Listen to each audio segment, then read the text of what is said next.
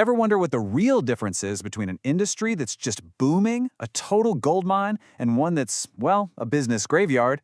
It often boils down to one critical skill: truly understanding the competitive world you're playing in. So today, we're going to explore a tool that can give you exactly that clarity. Right? It's the question that keeps every single business leader up at night. And you know what? The answer isn't just luck. It's about understanding these hidden, kind of structural forces that really shape an industry's potential for profit. And lucky for us, it turns out there's a map for navigating this whole landscape. You see, these pressures, they come from all angles. We're talking your suppliers, your customers, your competitors, and even from way outside your industry. Getting a handle on these external forces is absolutely the first step to creating a strategy that doesn't just survive, but actually thrives. And this is the map I'm talking about. It was developed by a Harvard professor, Michael Porter, and his 5 forces framework makes all those hidden pressures totally visible. It's a seriously powerful tool for looking at the external stuff that affects your bottom line, and for building a strategy with a super clear view of the challenges and, of course, the opportunities ahead. Okay, so let's dig in. The best way to think about this framework is like a diagnostic tool, a complete health check for your industry. It helps you systematically go through the competitive environment to really understand its overall health and, well, how attractive it is. So what does this health check actually get you? Well, it's a way to really grasp what's driving your profit from the outside.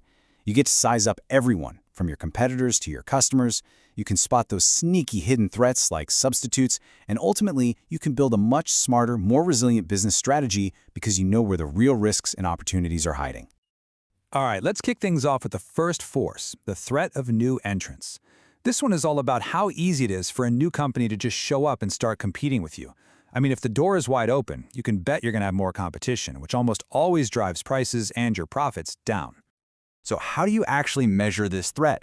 Think of it like a moat around your industry. Are there high walls, like a ton of government regulations? Are your customers fiercely loyal to the brands that are already there? Is it super hard to get access to key technology or distribution channels? And here's the big one. Are the startup costs just massive? If the barriers are low on these fronts, then yeah, you should consider the threat level to be pretty high. Up next, we've got 2 forces that are really 2 sides of the same coin: the power of your suppliers and the power of your buyers. This is all about that constant push and pull between the people you buy from and the people you sell to, and just how much leverage each side really has. This really shows that constant tug-of-war over your profits, doesn't it? See, powerful suppliers can just jack up your costs, while powerful buyers can force your prices way down. When you only have a few suppliers to choose from, or when your customers see your product as just another commodity, your profit margin gets squeezed from both ends. The trick is to figure out where the leverage truly lies in your value chain. Okay, let's move on to the last 2 forces. These cover the threats that come from outside your industry and the intensity of the fight that's happening right inside it. Now, the threat of substitutes. This one is tricky.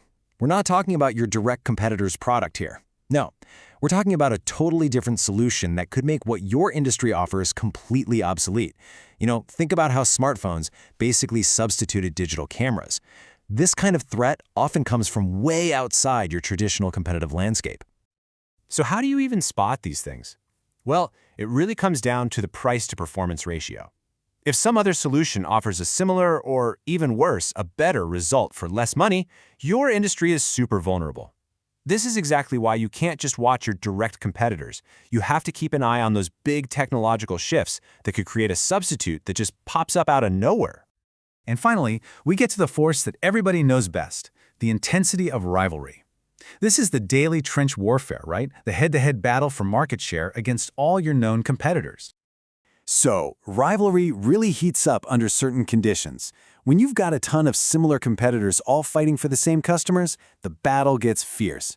It's especially true when the industry's growth slows down, because then the only way to grow is to steal market share from somebody else, which, you guessed it, almost always leads to price wars. Then you add in high exit barriers, where it's really tough for companies to just pack up and leave the market, and you've got a recipe for desperate competition that just tanks profits for everyone involved. So there you have it. We've walked through all 5 forces. Now let's pull it all together and see how this becomes a real, cohesive strategic tool that you can actually use. And here it is, the whole picture. The threat of new companies jumping in, the power of suppliers and buyers pushing and pulling on you, the risk of substitutes coming out of left field, and the intensity of the rivalry you face every day. These aren't just separate little factors, they're an interconnected system that defines the structure and ultimately the profitability of your entire industry. By systematically looking at each of these 5 forces, you move beyond just guesswork. You get a clear, comprehensive, and structured view of your industry. And this analysis, this is the bedrock for finding your key risks and building an effective, proactive strategy for your business. And that brings us to the most important question of all, the one you have to answer. Now that you have the map, where do you see the pressure points? Where can you build a stronger defense?